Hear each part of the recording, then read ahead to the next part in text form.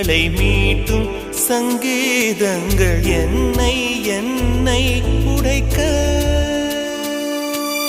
கண்களை திறந்து கொண்டு நான் கனவுகள் காணுகிறேன்.